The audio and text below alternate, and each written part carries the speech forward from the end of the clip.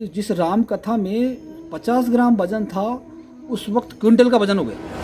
एक बार हमारे गांव में राम कथा के लिए महाराज जी आए।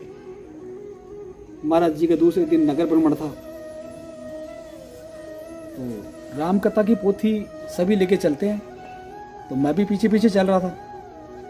तो मैंने सोचा कि बाबा 100 ग्राम इस राम कथा कितनी की है, 100 ग्राम इसमें वजन होगा, 100 ग्राम में 50 ग्राम। देखिए अपन भी लेके देखते हैं इसमें कितना आनंद लगता है, क्या कृष्ण भगवान वास्तव में मौजूद है क्या।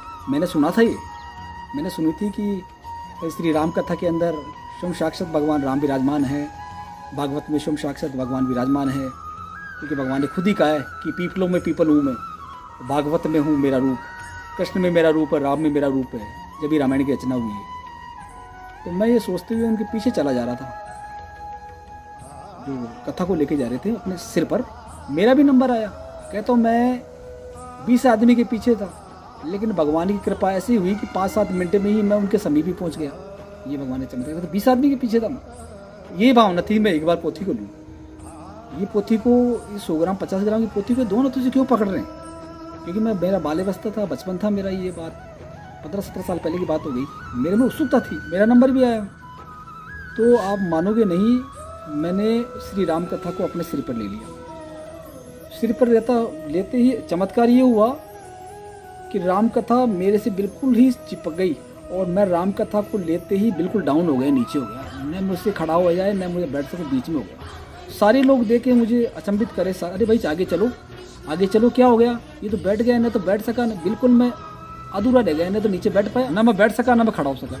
लोगों ने देखा 2 सेकंड तक, अरे इसकी क्या हो गया, क्या हो गया, क्या हो गया, भगवान का नाम जैसे करके। अब मैं राम कथा को जब मैं दूसरे को, अरे ला मुझे दे, तो और लोग कहने लगे, अजी लाओ जी, आपके बस की बात नहीं, लाओ मुझे। अब वो राम कथा छूटे ही नहीं मेरे सिर से, ऐसी चिपक गई किसी ने फेविकोल से चिपका दिया।